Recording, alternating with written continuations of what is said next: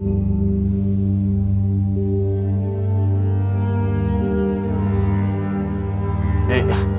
coronavirus.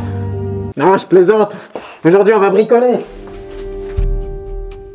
Salut à toi, comment ça va? Une fois, quelqu'un m'a dit surtout ne demande jamais à quelqu'un comment il va, il pourrait bien te répondre et alors tu serais dans l'embarras. Bah non, moi j'ai pas peur de demander. Comment ça va? Dis-moi, quand t'étais petit, que dans la journée t'avais reçu un nouvel objet, quel qu'il soit, hein, chaussure, vêtement ou même un jouet, est-ce que c'était pas plus fort que toi le soir en allant te coucher? T'avais pas qu'une seule envie, t'endormir à ses côtés? Si?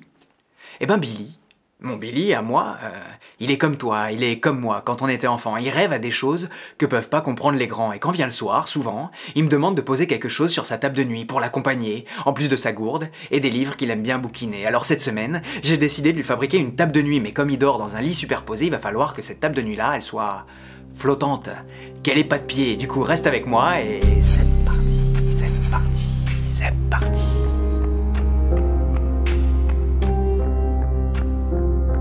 Alors cette semaine encore, ce qu'on va fabriquer, c'est pas bien sorcier, on a plusieurs étapes à respecter, mais si on le fait bien, c'est franchement plutôt facile et satisfaisant à réaliser. Pour ce qui est du look et des dimensions, comme d'habitude, c'est ton choix à toi. Moi, je suis simplement ici pour partager ce que je fais avec toi, pour essayer de te motiver à te lancer, et peut-être un peu pour t'inspirer. Et moi, toujours, avant de commencer un projet, je passe un temps fou d'abord à l'imaginer, à le penser, à réfléchir aux meilleurs moyens de rendre le meuble que je vais fabriquer.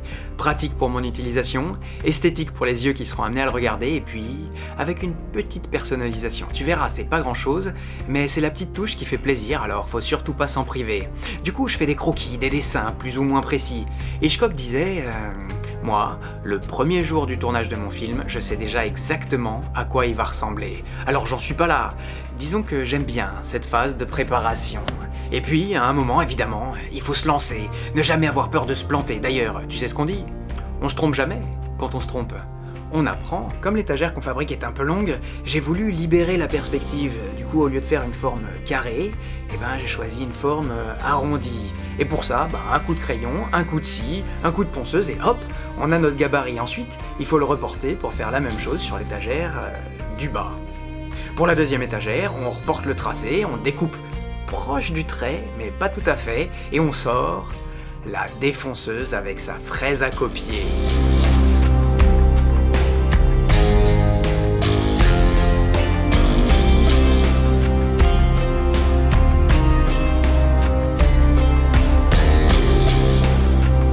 Voilà, les deux planches sont identiques et prêtes à être montées. Et comme elles sont déjà bien parallèles, j'en profite pour tracer les points où je veux mettre les vis, puis les deux en même temps, pré-percés. Ensuite, un petit twist qui permet de faire flotter la table de nuit, comme je t'ai déjà expliqué. Pas très compliqué. Je fais dépasser l'étagère du haut, de sorte que je puisse prendre le montant du lit en sandwich. Et puis, ça y est, je peux assembler. Pour ce qui est des vis, c'est pas grand chose, c'est à cet endroit-là que j'ai voulu apporter ma petite personnalisation, j'ai voulu les faire rouges, un petit clin d'œil à la couleur préférée de Billy. Alors j'ai commencé par chercher sur le net et puis je me suis dit attends, des vis, j'en ai. De la peinture rouge, j'en ai aussi. 3 à 4 couches après, voilà, les vis étaient prêtes à être montées. Bon et puis en vrai comme j'avais pas bien préparé, j'en avais pas assez, du coup j'ai recommencé, elles sont là en train de sécher. Tu verras aussi dans mes vidéos que je mets très rarement de la colle. C'est pas très bien, mais je te le répéterai souvent, j'aime bien que les planches puissent se dévisser pour, plus tard, être recyclées. Alors c'est bien beau, le design léger, l'esthétique fine, tout ça, sauf que... ça penche, alors que ça penche, je le savais, mais à ce point-là, j'ai peur que ça serve à rien du coup. Bon c'est un peu moins léger, mais... ça bouge déjà beaucoup moins. Et je me dis peut-être que je pourrais en rajouter un là, au milieu des livres. Ça se verra même pas.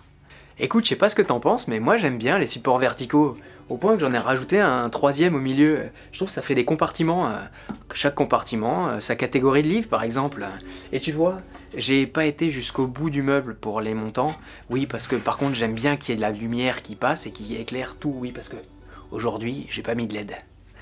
Voilà, dis-moi ce que t'en penses. C'est mieux avec ou sans?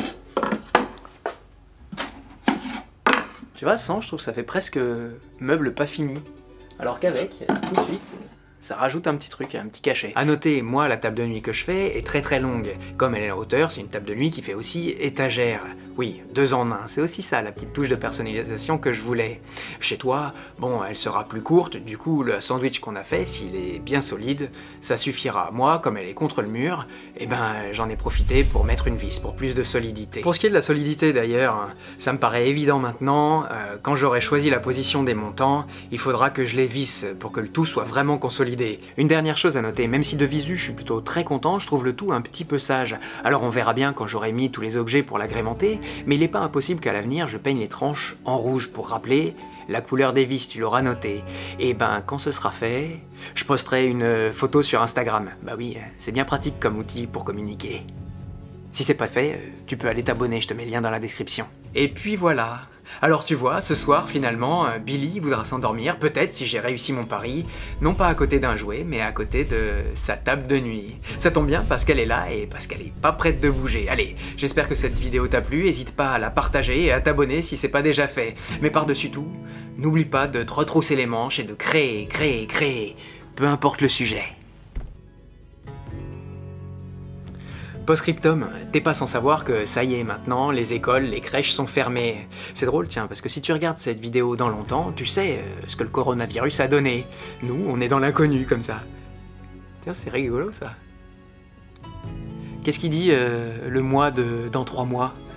Ça va? Tout s'est bien passé? Il n'y a pas eu trop de blessés? Pas trop de dégâts chez les âgés? Bref, du coup la semaine prochaine, bye bye le bricolage, bye bye la mobilité, c'est à la maison avec les enfants qu'il faut garder.